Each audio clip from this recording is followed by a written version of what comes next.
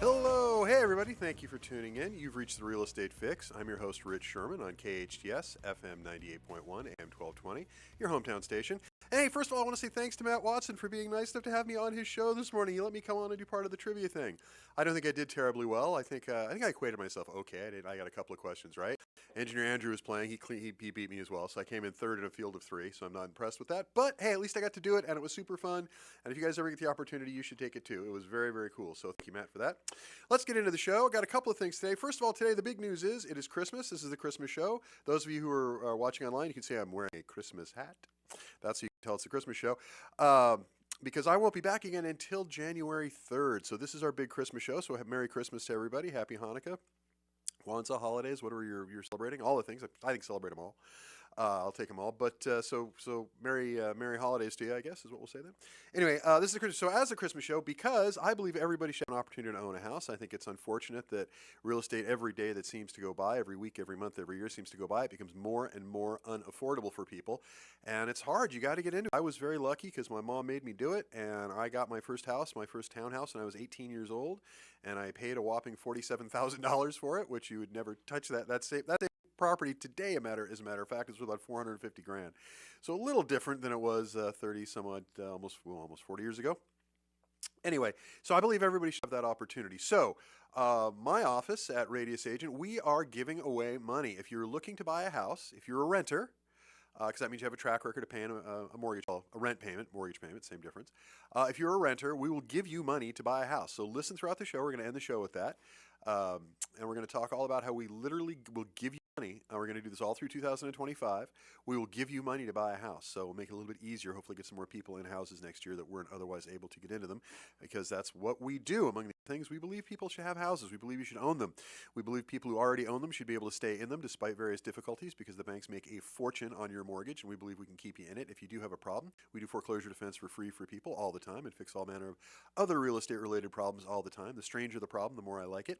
So I've been doing this for about 33 years, and I never like to say I've seen everything, because as soon as you say that, something new is going to come up. But I've seen an awful lot. And if I don't know it, I know the people to call to get the answers. So bring it to me if you've got any questions. And as always, I can be reached. It's my personal cell phone, 661-714-1400, 661-714-1400. That is my personal cell phone. You can call me at that 24 hours a day, 7 days a week. If I do not answer, go ahead and just send me a text, and I will call you back as soon as I can. Again, that's 661-714-1400. That is my cell phone. Let's get that out of the way. Let's talk about the market, and we're going to talk about a few other things. We're going to get into predictions and kind of how things work and a few other fun topics. Well, fun for me. I hope fun for you. And then we're going to end the show by talking about free money. How do you get free money to buy a house? We will literally give you money to help you buy a house. So let's talk about the market. The first thing is, let's look at market numbers in Santa Clarita Valley. We don't have the December numbers yet, because it's still early in the month. The month's not over yet. But I do have the November numbers. So November 2024, this is month over month versus October 2024. The median sales price in the Santa Clarita Valley is up 3% year over year, but it's down $5,000 from the month before. It is $779. So your median condos, townhomes, everything out there, your average sale price for any residential property in the Santa Clarita Valley is now $779,000. A month ago it was $784, and we're going to talk about trends in just a second. The single-family home price is down $30,000. Last month it was $865, which was up $15,000 from the month before. This month it is down by $30,000 on average. So your average sales price in the Santa Clarita Valley for a single-family home is now $835,000. Now condos, a little bit of ray of sunshine there, which is good. The condo median sales price in the Santa Clarita Valley is $565 now, and that's no change. Last month it was $565 as well, and that was down $30,000 from the month before. So we're down $5,000 on housing, we're down $30,000 overall, and we're no change as far as condos, as far as median sale price. Now, as far as new listings are concerned, what's the market doing? We are down 115 listings November versus October. In October, we had 316. In November, only 201. Despite the conventional wisdom that more property are coming to the market, more properties are coming to the market, and they are, not as fast as we would think. It's slowed down a bit in November. Now, part of that's seasonal. November, December is always slow. January always picks up, but it's a little bit more than I thought. We took more of a hit than I thought. I thought we'd have a little bit more inventory in November than we did. We have 608 active listings in September. That's down 68 from the month before. We have 151 pending sales, so congratulations to 151 people, 151 families who bought houses and the ones who sold them. And that's down 35 from the month before. So, talking about trend lines, if we take a look at September, October, and November as far as the median sales prices in the Santa Clarita Valley, what we'll see is in September, housing prices were down 15 grand. In October, they were down, this is the averages across the board, 15 grand down in September versus the month before, 16 grand down in October, now 5 grand down in November. After 3 months, I think we can call that a trend. The average median sales price in the Santa Clarita Valley is coming down. I don't think it's going to come down a lot, but it is going to come down a bit. We're going to talk about some of the predictions in the market who don't agree with me, but I think over the course of 2025, I think real estate prices don't go up. I really think they're going to stay stable or come down a little bit in our area. I think they may even be down as much as 1 or 2%. I don't think it's going to be a lot, but if you have a $800,000 house, 1% is $8 grand.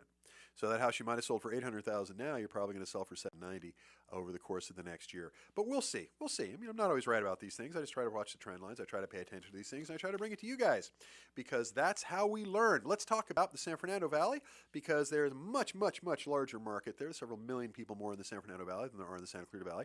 So it makes sense to pay attention to those markets as well. The median sales price, average median sales price in the San Fernando Valley is down $39,000 this month to $910,000. The average single-family home in the San Fernando Valley is down $30,000 to $1,020,000. So our single-family average is $835,000. San Fernando Valley average is $1,020,000, so quite a bit higher. But they're down $30,000 as well. The condo median sales price in the San Fernando Valley is down to $570,000. That's down $40,000 from the month before. And the trend lines are pretty much the same there. And if you take a look at new listings, they got 756 new listings on the market in November. That's down 395 listings from the month before. That is a hit and a half. The active listings, 2,180 versus in Santa Clarita, we have 608. That's down 196 the month before. And pending sales, 451 in the San Fernando Valley. That's down 39 from the month before. So, again, fewer sales, fewer listings on the market, so kind of bucking conventional wisdom for the rest of the country, and that is that more inventory is coming to the market. Now, what that tells me, because I know what the rest of the country is doing, and that is that more inventory is coming to the market. What that tells me is we're going to see a lot of houses hit the market in January, February. I think the first quarter is going to be a fairly rich harvest as far as the amount of property available. So if you're a buyer, keep in mind January, February, March might be very, very good months for you because you're going to have more options out there. You just are. So what do we glean from all this? Well, we're ending 2024 kind of the way we started it. Prices are starting to level off a little bit. Now, they did go up over the year, but that was because of interest rates, which we're going to get into in a minute. And they are kind of coming down a little bit. So I think 2025, we're going to be down 1 or 2% in our area. Southern California in general, so a high value area, it's going to come down a little bit. Not a lot, a little bit. It's going to feel like a lot because markets aren't going up. They feel like they're going down even if they're stable. And when they're going down even a little bit, it always feels like more. But the bottom line is we're transitioning from what's been a buyer's market for the last, my gosh, almost 10 years to really seller's market. I got that backwards. Seller's market for the last roughly 10 years.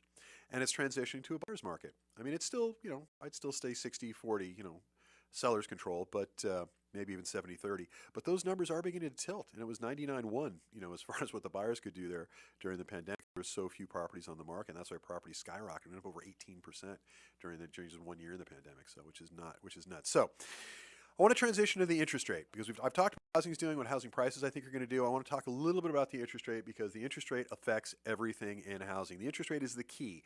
Interest rates go down, money gets cheaper, easier to buy.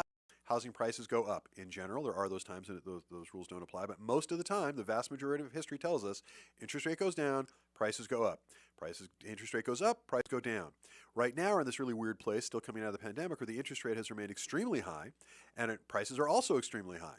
So it's really kind of this witch's brew of that, and it's got to settle itself out, which it will eventually. So let's talk about the interest rate. For example, Wednesday, the federal government cut the interest rate by 1/4 point, which is great. That's the third consecutive rate cut since September. So the Fed is trying to cut the rate because they feel they've met most of their inflation goals. The Fed brings up the interest rate to fight inflation. The more expensive money is, the less of it gets borrowed. That keeps inflation down. When money is cheap and the market's out there, inflation goes up. So when the inflation goes up, the Fed wants to keep the interest rate up. That's why they took the unprecedented move they took late last year and early this year to jack up the interest rates. Now, the problem is it's all well and good that the Fed cut their interest rate, cut the prime rate, but that doesn't always affect the mortgage market. For instance, the mortgage market actually went up when the Fed cut the rate this week. Mortgage rates in December are now hovering around 6.5 to 6.8%, depending on the type of loan you're getting and your credit. You're looking at 6.5 to 6.8 on average. You can usually shop around, maybe find 6.4, something like that if you're real diligent about it. We've got some lenders we work with who are fantastic, who can usually find you the best deals for that. So if you have any questions, just give me a call, whether it's a refi or whatever, although we do not do refis, we do not do financing as such in my office, except the occasional emergency loan to bail somebody out of foreclosure. We do certainly do that. But we have places we can send you, we have people we can refer to you, and partners we work with all the time to get this stuff done. Anyway, mortgage rates are going up despite the Fed's rate cuts because the Fed changed its outlook on fewer rate cuts that are expected in 2025. The big news at the last meeting on Wednesday was not the rate cut. That's the headline. I wish the news would do a better job of this. And it's great that the Fed cut the rate. We all knew that was going to happen. The Fed telegraphed that, 3-4 months ago. I've been telling you guys for months the Fed was going to cut the rate again in December, and they did. That was not a surprise. The surprise, and real news in the Fed's on Wednesday, was the Fed came out and said, we do not expect to cut rates more than 2 times in 2025. And although the prognosticators were saying 4, some were even saying 6. And now the Fed has come out and said flat out only 2 times. And so that's instability in the market. So next year, because the Fed's not going to cut the rate as much, I think what they're worried about is higher inflation. That's what everyone else is reacting about. So higher inflation may keep mortgage rates from falling as much as we'd previously expected. We were really, really hoping they would come down a lot more because I've been saying for a long time, we need to get under 6. That's the magic number. And it looks like we're going to hold at or above 6 for most of 2025. But we've got to get under that. We've got to get to 5.5. That's when the market reaches normalcy. It won't until that happens. Houses are just too damn expensive. So let's talk about what happens to what we can look for, the bellwethers we can look for, that'll be pushing mortgage rates down. So in other words, these are the things we are hoping happens. Some of these, not great things to hope for, but this is what would do it. Okay, the 10-year Treasury yield. When the bond falls, mortgage rates follow. So if you hear on the news that the long-term, the 10-year Treasury bill is falling, that is great news for the mortgage interest rate. That means the rate is coming down. The Federal Reserve rate cuts, they've done that. We just talked about that. They don't directly affect the mortgage rate. They can have an effect. They have a big effect, but they don't. It's not a one-for-one thing. The Fed cuts rates doesn't mean the rates are going down. It means they're laying the groundwork so it can, but it doesn't mean that it will. Unemployment trends. Now, I hate to say this for those friends of mine who are currently unemployed. There aren't many of you, but those of you who are, I hate to say this. Right now, rising unemployment leads to lower interest rates. So because of this, what we're hoping is that we'll get worse in unemployment news. We don't need good employment reports. I hate to say that because good employment reports good for the rest of the country and good for a lot of other businesses. But for the real estate business and for my business and for the people I represent, we really need to see a bad unemployment report. We really do.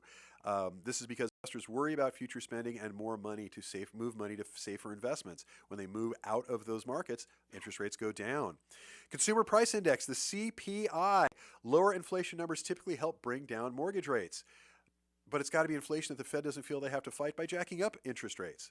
So let's hope for strong, good CPI numbers and hope that inflation stays under 2.5 is really what we're looking for. And of course, global events, international conflicts can affect trade and oil prices. This impacts inflation, and changes in inflation influence rate decision. Inflation up, rates go up. Inflation down, rates can go down. And last one, market employment data. Strong job reports tend to keep rates higher. On the other hand, weaker numbers can push rates down as the Fed tries to support the economy. Again, we need some bad unemployment reports. We need to hear that hiring has gone south, not north in this country. And I know that's a crazy thing to ask for. It's a crazy thing to wish for. But if you're looking to buy a house and you're employed and you're not worried about losing your job, if you were, you wouldn't be looking to buy a house, I suppose. At least you shouldn't be. We're looking for bad unemployment reports. We are. We need that, and that'll hopefully drive the rate down because right now it is still way too high. 6.8 is way too much to pay for a house these days, especially when you're considering the average housing price in our area is over $800,000. So it's kind of nuts. But I tell you what, let's take a break. Let's hear from some of the sponsors. Let's have them have a Merry Christmas as well. When you do support one of the sponsors, you do support the show, and I appreciate that. And now that we've gotten through kind of the ground level, sort of, the foundational part of the show, when we come back after the break, I promise we're going to get into Zillow's housing market predictions, Fannie Mae's housing market predictions, and the National Association of Realtor housing predictions for 2025. I think you guys find this fascinating, and you want to pay attention to it because we'll see how they do. We'll see what they say as a group, and we'll see how they do because there's some things they agree on and some things they don't. We'll talk about that when we're back from break. So I'm Rich Szerman. You're listening to The Real Estate Fix on KHTS FM 98.1 AM 1220, your hometown station. Hello, everybody. Welcome back to The Real Estate Fix. I'm your host, Rich Szerman. You're listening to KHTS 98.1 FM, AM 1220, your hometown station. Thank you guys for coming back after the break. I appreciate it. And for those of you who listened to the beginning part of the show there, I know it's a little dry today. I'm sorry about that, but we're going to get into some of the fun stuff now. Well, fun for me anyway. I'm just a real estate geek, so maybe that's why.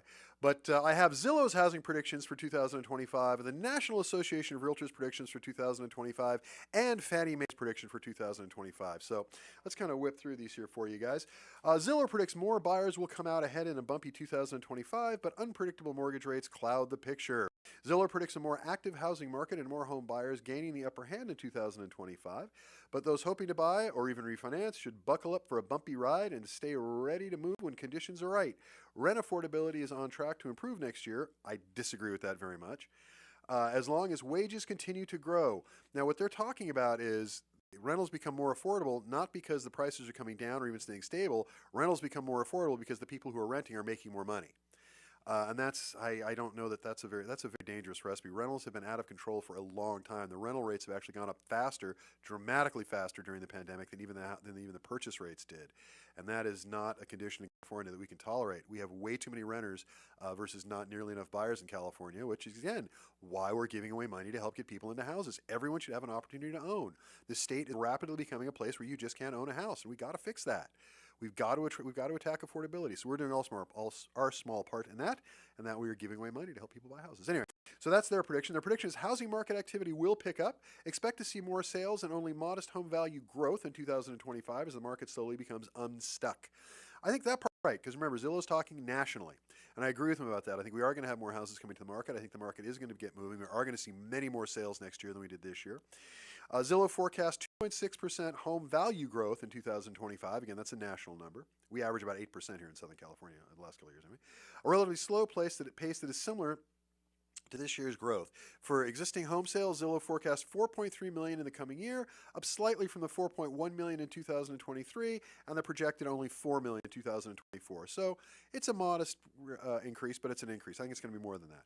While affordability challenges will remain, buyers should expect more homes on the market, meaning more time to consider their options and more leverage in negotiations. Absolutely agree with that. Mortgage rates will fall, then rise, then fall again. Basically, it's going to be an unstable mortgage market as far as the interest rate. It's going to be up and down in sideways, and a lot of that has to do with who's in the Oval Office, because instability is not great for markets. The economy is showing some signs of instability, strong but still unstable in areas. So we're not really sure what's going to happen with the mortgage rate. I hope it comes down below 6. That's really what we need.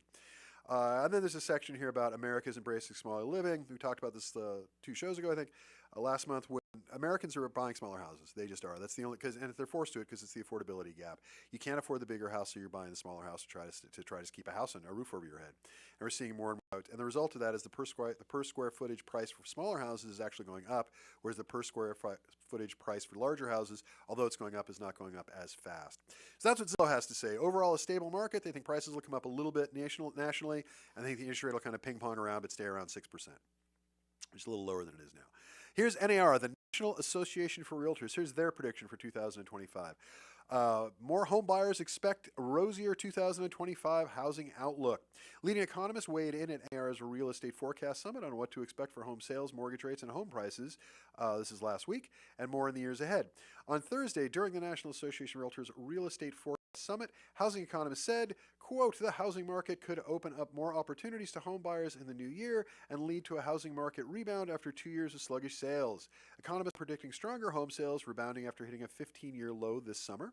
Moderate but still increasing home prices, a great number of homes coming up for sale, both newly built and existing, as well as stabilizing mortgage rates. Keep in mind, NAR, it's in their interest to have to predict, to forecast a rosier picture than actually occurs. They tend to be off, if not by direction, by their amplitude, shall we say. And NAR always gives you a more flowery picture. It's their job to breathe, to blow sunshine is their idea. Anyway, more listings, but is it enough? Housing inventories have been making sizable gains, with listings up about 20% annually in October. Economists predict that the upswing will continue in 2025 as more homeowners who have delayed selling finally get more motivated or can't wait any longer due to stabilizing mortgage rates and improving market conditions. I don't know that that's necessarily it. I think the freeze out is still be it, because people like me who have interest rates below 3%, we're not selling our houses. I'm not selling my house so I can jump into a 6.5% interest rate. I'm at less than 3 now. It'd be insane for me to do so. My mortgage payment for the exact same house would nearly triple. And I think you're going to find everybody who's in that position is not going to be willing to sell. So I think a lot of those are going to get converted to rentals, and they'll find other ways to sell. But we'll see what happens. Mortgage rates set a new normal as the lock-in effect lessens. This is what we were just talking about, is the lock-in effect. People have low mortgage rates. I don't know that that's going to stay true. Home prices still increasing on a smaller scale. They're predicting about a 2% increase next year nationally, reaching a median sales price of the country of $410,700 on average. I just don't know that I agree with that, but that's kind of where their head's at with it, and I appreciate that. And there is a fellow who works at NAR named Lawrence Yun who should always listen to. After years of appreciation, homeowners have accumulated record high amounts of equity in real estate that has put homeowners' median net worth surging above renters. Projected 2024 to be $415,000 median net worth for homeowners versus $10,000 for renters. Lawrence Yun said about one third of repeat home buyers are leveraging the equity from a home to pay all cash on their next purchase, a growing portion that is also part of the record high of all cash buyers who have dominated the 2024 market. 26%, said Jessica Lance, NAR's deputy chief economist. So 26% of the people who bought this year bought cash. So yeah, if there are people being unlocked, it's because they're going from their low interest rate to no interest rate because they're paying cash. And there are more and more of those folks out there. So that's what NAR has to say. And then Fannie Mae, the venerable Fannie Mae, who has so many of the mortgages that go around this country, Fannie Mae and Freddie Mac. They were underwriting about 90% of them, which is what caused the mortgage implosion of 2008. Now they're down to about 30 to 40% of them. They really need to be down to about 20%, but they have a lot to say about this. They study this sort of stuff, and their numbers are usually pretty good. The housing market unlikely to thaw in 2025 due to affordability challenges and lock-in effect, kind of the exact opposite of what our friends at NAR is saying. Affordability and the so-called lock-in effect are expected to keep housing activity subdued in 2025, with existing home sales forecast to move only slightly upward from recent multi-decade lows, according to the December 2024 commentary from the Fannie Mae Economic and Strategic Research Group. The broader economy is expected to remain on solid footing and expand at an above-trend pace rate through 2024 as it navigates elevated core inflationary pressure and heightened policy uncertainty. As part of its latest outlook, Fannie Mae's economists shared 5 predictions for the housing market in 2024. They expect the average mortgage rate will decline modestly but remain above 6% with likely bouts of volatility. So I guess everybody's in agreement on that. Existing home sales will remain near 30-year lows, but location matters. The new home sales will remain a bright spot in the housing market, brand new, that is new built homes, where they can be built, because where they can be built, they are being built. We're starting to see a boom in building, which is good, just starting. National home price growth will decelerate. They think the prices are going to come down. Multifamily housing will remain in a holding pattern. From an affordability perspective, this is Fannie Mae, we think 2025 will look a lot like 2024, with mortgage rates above 6%, home price growth easing with recent highs but staying positive, and supply remaining below pre-pandemic levels. That's according to Mark Pallam, Fannie Mae's senior vice president and chief economist. Still, heightened mortgage rates volatility may present opportunities for would-be homebuyers to take advantage of temporary lows, and we may see stretches where housing activity is boosted by lower rates. But on average, we expect mortgage rates to remain elevated and a hindrance to activity. And while we foresee the current affordability crunch hampering activity through our forecast horizon, we expect nominal wage growth will outpace home price growth for the first time in more than a decade in 2025, slowly but surely providing some much-needed relief to potential homebuyers. In other words, they're also betting on wage growth. We hope that happens. We hope wage growth will get us there, but wage growth is not a way to deal with affordability, because the idea that, what is that wonderful Kennedy expression used to use, that a rising tide lifts all ships, or a rising tide lifts all boats? No, it doesn't. A rising tide swamps some boats. So if affordability keeps continuing to be this bad, rent and mortgage, and you're not one of the people whose wages go up dramatically during 2025, you're one of those boats that get swamped. So I don't really think looking to wage growth as a way to realistically offset an affordability gap, an affordability crisis in housing, is going to get the job done. I'm willing to bet we have more homeless in this time 2025 than we do now, if this trend continues. So I'm very worried about that, because as I've been saying, I think the prices are going to come down a little bit in our area. Not a lot, just a little. Call it a slight correction, if you will. And I think more houses are going to come to market, but I don't think the lock-in effect is going to ease up. I'm kind of with Fannie Mae on that one. So NAR, that's their expectation. They think prices are coming up a bit. They think mortgage rates are going to hover around 6%. Zillow is saying that they think housing is going to come up a bit, about 4%, 2 to 4%, and they think that housing is going to, interest rates are going to hover around the high 6s, up and down, sideways. And Fannie Mae is telling us that they think housing prices are going to come down a bit, and that the volume of houses is going to stay very, very low. They're not going to see as much on the market. So I agree with all of these guys on one thing or another, and I disagree with some others. Again, I think more houses are going to come to market. I think the interest rate is going to bounce around like crazy. I think if you're a buyer, what you want to do right now is get ready, and as soon as you see the interest rate below 6.5 or below 6.4, jump on it. That would be my advice, because I think it's going to pinball around all year as far as 2025 is concerned, unless we get some of those, and I hope we do, market factors we talked about, like a couple of bad jobs reports would be nice. Again, hate to wish for bad things, but a negative job report or two would be very, very good for the interest rate. Consumer spending would also be good if that went down. That would also be helpful for the interest rate. So hopefully we'll see the interest rate come down a little bit, because really, I say this over and over again, we need to get below 6. We need to get below 6 before there's any normalcy. We had hoped that would happen at the end of this year and then figured out it wouldn't. We hoped it would happen at the beginning of next year. Doesn't look like it's going to. So we're just have to cross our fingers and hope that we can get that interest rate down a bit, because that is really strangling the housing market. And I don't just mean strangling as far as prices are concerned. I mean strangling as far as the volume is concerned. There are just not enough houses being sold. We are at the lowest level of houses sold in Southern California since they've bothered to chart that number since the 1940s. As far as volume per capita, we've sold fewer houses per capita this year than at any time in my lifetime, and most of our lifetime. And that is incredibly dangerous, because the real estate market impacts about 33% of the gross national product. So a full third is directly impacted by housing. When houses don't get sold, you don't buy paint to paint them, you don't buy locks to put on the new doors, you don't do a lot of things you would otherwise do, and that damages the rest of the economy. So we have got to get housing out of the mud. We just need to do that. It's not enough going on. It's too slow. Real estate companies are hurting. Mortgage lenders are hurting. Escrow companies, all of us. Not enough volume. That has got to get fixed. And the only way that gets fixed is if you tackle the lock-in effect, and that's not going to happen with interest rates above 6%, at least not yet. So we'll see what happens. So yeah, I think housing prices are going to come down a little bit. I think the interest rate's going to bounce around a little bit. I don't think it's going to get below 6. I hope it will. Certainly not in the beginning of the year, but it will get down below 6.5, though. I think you're going to have days when it's down below 6.5, but you're going to have to pick your shot.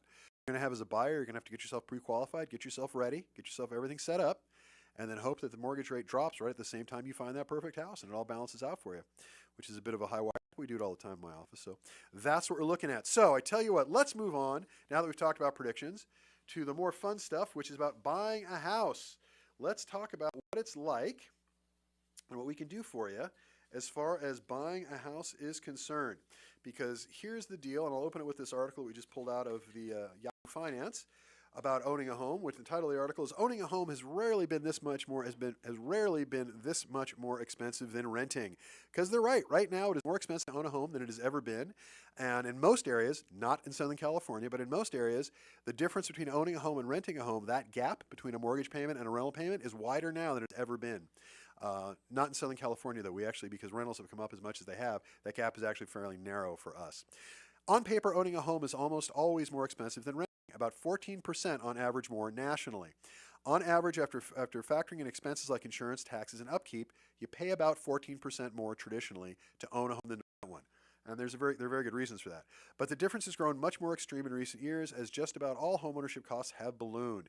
How extreme?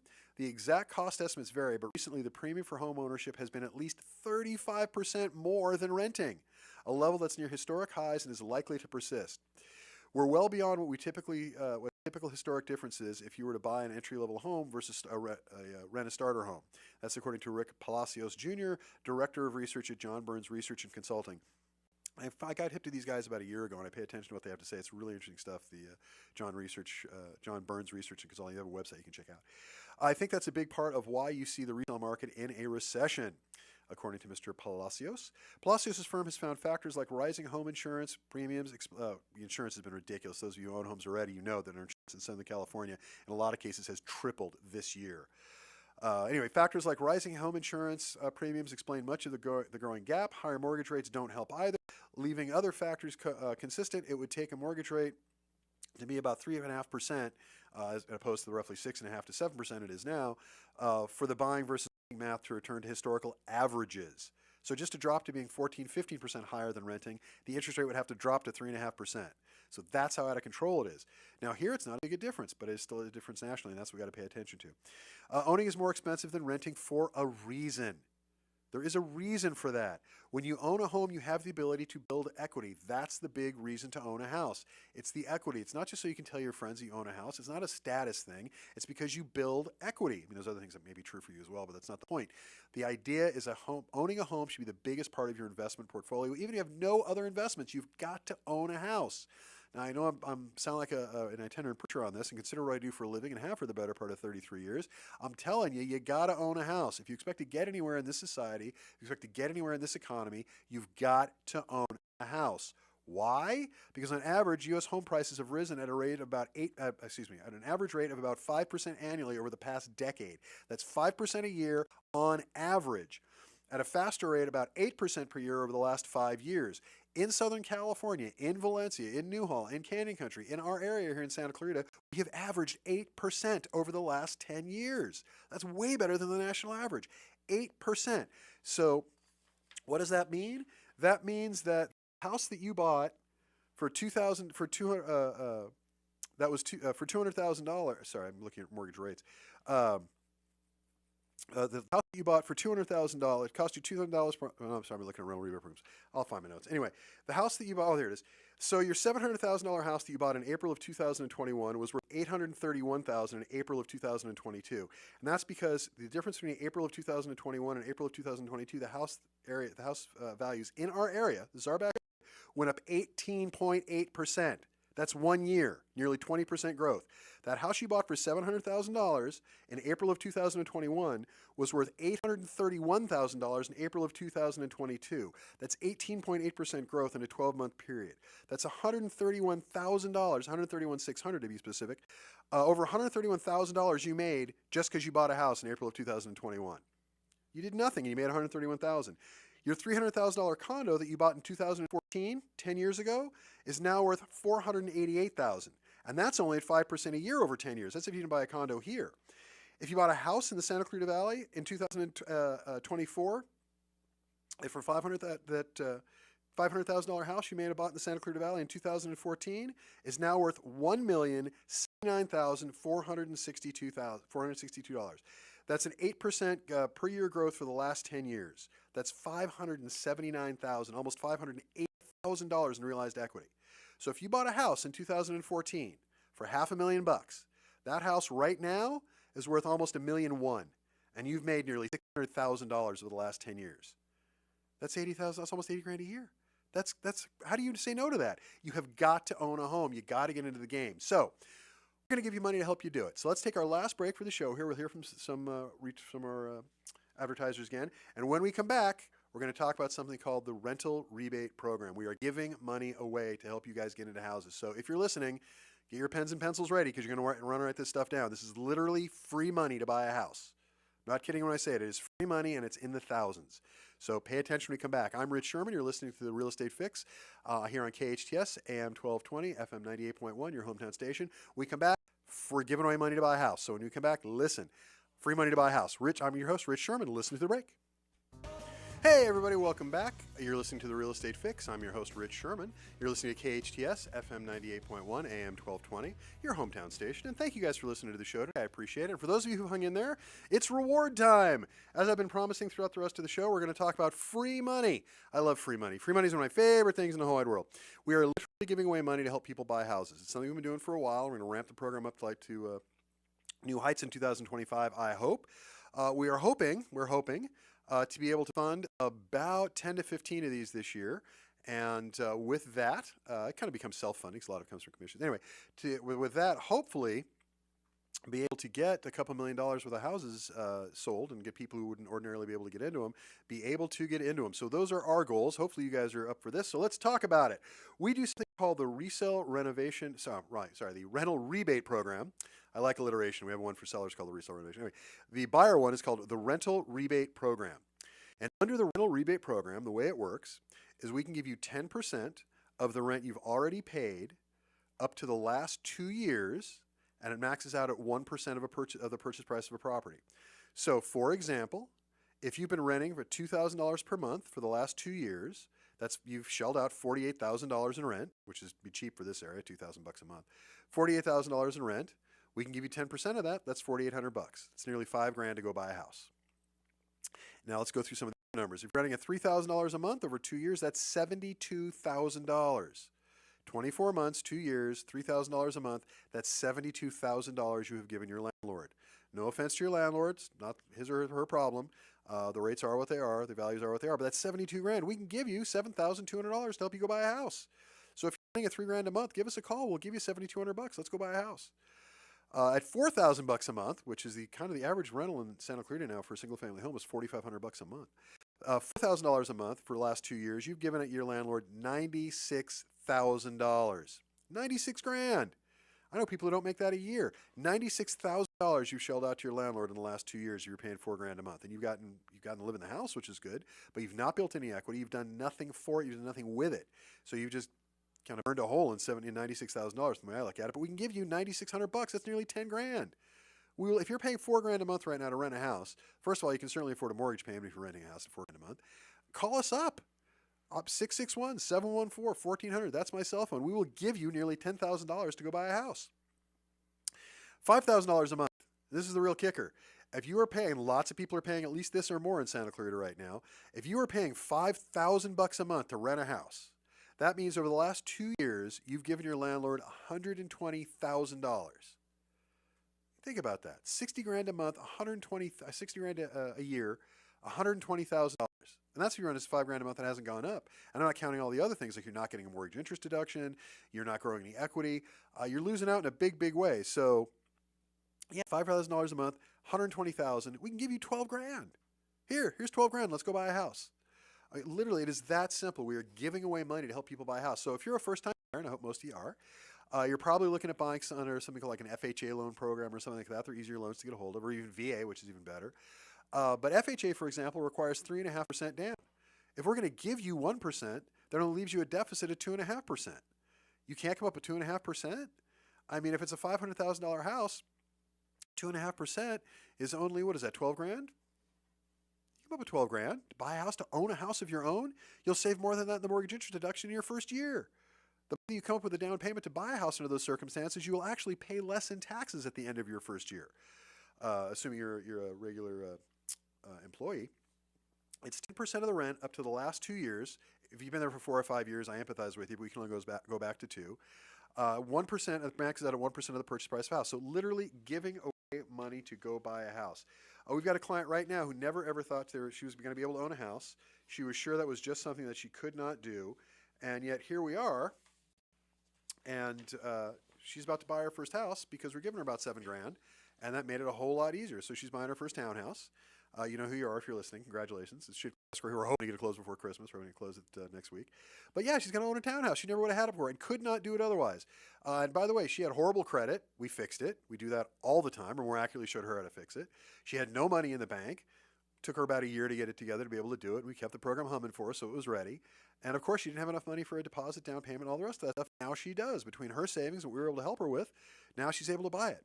And I will tell you, as a realtor, it is fantastic when you get somebody who could not have otherwise bought a house into their first home. There's just a certain, I don't know, magic that comes with it. It's just a lot of fun. It's a type of high that I enjoy very much. It's just the greatest because somebody owns their first house. They own it. And you give them those keys and they walk through that door for the first time.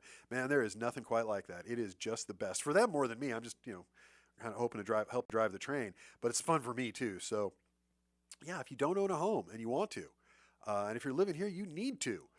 There was actually just a survey done not that long ago. AARP did a survey, and I quote this thing all the time.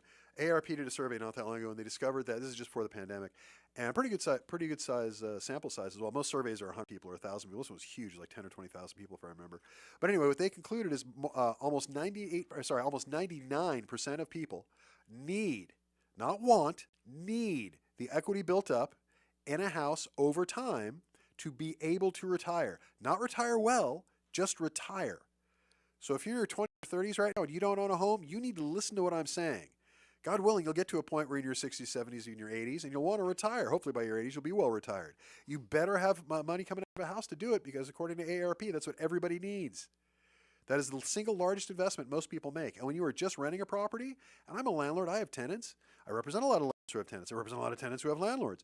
When you are renting, you are not doing anything with that money. And you have got to, it's the largest single expense most people have every month. You have got to look at it investment.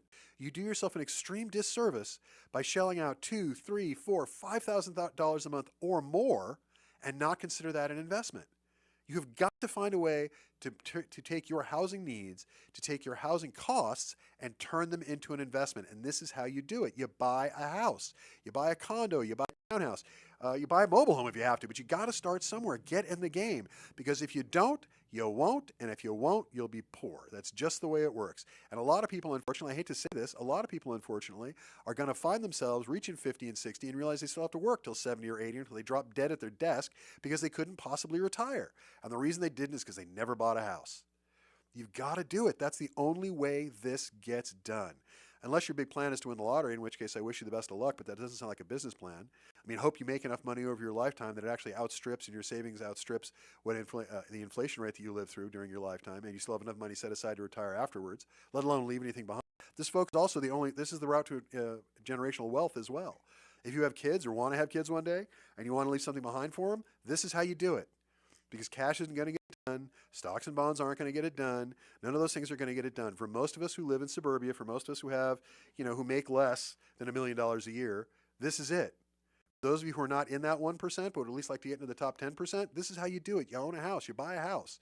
I believe that to the core of my being. I got to a place a long time ago where I could have hung up, and I kept going because of this.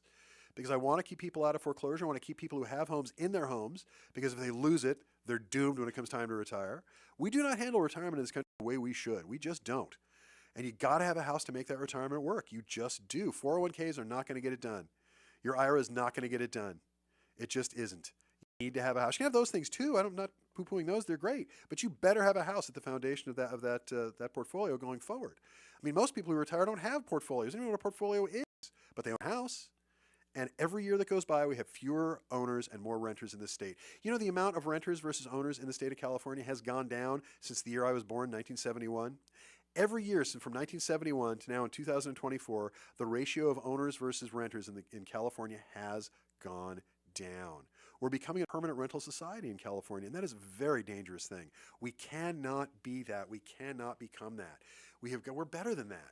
And if the government's not going to help you do it, and the government's not going to do it for you, you got to do it yourself. Get in the game. I don't care what your situation is.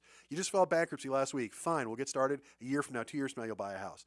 I just lost a house in foreclosure a month ago. Fine, get in, we'll get you started. I don't have a job. Fine, we'll get you started. Whatever your situation is, give me a call. We will get you on the path. Sometimes it takes a year. This one I was just telling you about, this lovely lady who's just buying her first townhouse over in Tres Robles. We started working about 9 months, 10 months ago with her file. She was coming out of divorce, all kinds of other messy stuff, and now she's buying her first place, which is fantastic. And that'll help her along with other financial things as well. Because once you own a house, it's easier to get credit because you have a house.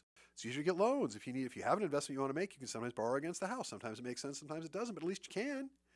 That's why you've got to get into it. When it costs that much per month to live in this part of the world, when the expense is that high. I mean, again, the average rental in Santa Clarita right now is $4,500 a month. That's nuts. When the average is that high, you have got to start looking at that monthly expenditure as an investment. You must. Because if you don't, you will be in peril when you get older. You've got to look at it as an investment. And if you want to leave something to your kids, you've got to look at it as an investment. I mean, at $5,000 a month, you're paying $120,000 over the next 2 years. That's a heck of a lot of money to just be burning. So you've got to look at it as an investment. You just do. So that's my best advice. So Merry Christmas to everybody and everybody who sponsors the show and everybody who listens during the year. I want to thank you guys a lot. I appreciate it. I love doing it. I do it because you guys listen. I do it because you guys call and ask me questions, and I love doing it. Thank you to the KHTS and the ownership of the station here for allowing me to do it. I really appreciate it. And thank you to engineer Andrew and Jed, who's not here today, who helped me put the show together. They're the best. I love you guys. And just Merry Christmas to everybody. If you're looking to buy a house over the next year, you're looking to sell a house over the next year, you got a problem with your house, you're about losing out, you got questions about probate, whatever, give me a call. If I don't know the answer, I will put you in touch with the expert who does.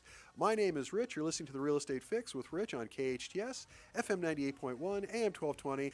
Happy 2024, everybody. Merry Christmas to you and yours, and thank you guys for being there. I'll be here next year. We'll see you on January 3rd. Bye, guys.